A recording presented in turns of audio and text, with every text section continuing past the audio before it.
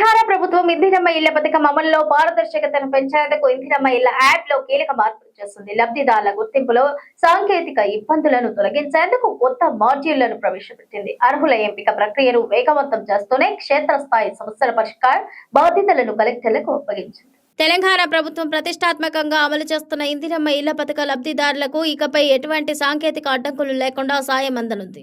క్షేత్రస్థాయిలో ఎదురవుతున్న ఇబ్బందులను దృష్టిలో ఉంచుకొని ప్రభుత్వం ఇందిరమ్మ ఇళ్ల యాప్లో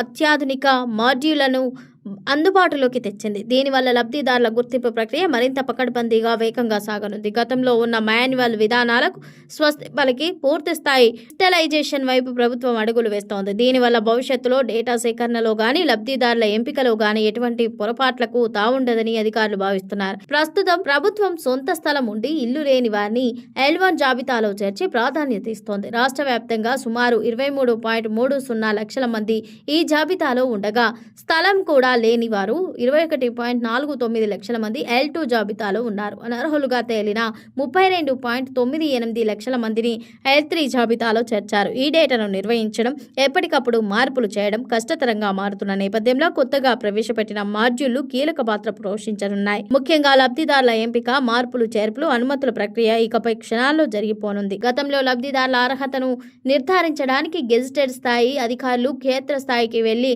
మాన్యువల్ గా నివేదికలు ఇచ్చేవారు.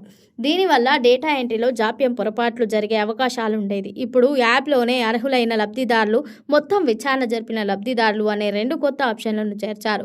అధికారులు నేరుగా యాప్లోనే వివరాలను నమోదు చేయగానే ఆ సమాచారం వెంటనే ఎంపీడీఓలు లేదా మున్సిపల్ కమిషనర్ల లాగిన్కు చేరుతోంది. అక్కడ పరిశీలన పూర్తయిన తర్వాత కలెక్టర్ల ఆమోదానికి వెళ్తోంది. ఈ క్రమబద్ధీకరించిన విధానం వల్ల మధ్యవర్తుల ప్రమేయం ఉండదు. పథకం అమల్లో ఎదురవుతున్న మరో ప్రధాన సమస్య లబ్ధిదారుల ఎంపిక. తాము అర్హులమైన L3 జాబితాలో చేర్చారని వేల సంఖ్యలో ఫిర్యాదులు అందుతున్నాయి. దీన్ని పరిష్కరించేందుకు L3 నుంచి L1 అనే ప్రత్యేక మాడ్యూల్ను ప్రభుత్వం సిద్ధం చేసింది.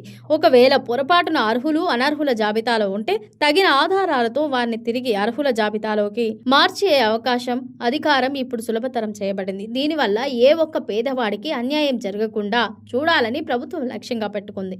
అంతేకాకుండా పరిపాలనాపరమైన అధికారులను వికేంద్రీకరిస్తూ ప్రభుత్వం సంచలన నిర్ణయం తీసుకుంది. ఆధార్ మార్పులు, ఈకేవైసీ సమస్యలు, బిల్లుల చెల్లింపులో జాప్యం వంటి అంశాలపై గతంలో రాష్ట్ర స్థాయి ఎండీ నుంచి అనుమతులు రావాల్సి ఉండేది.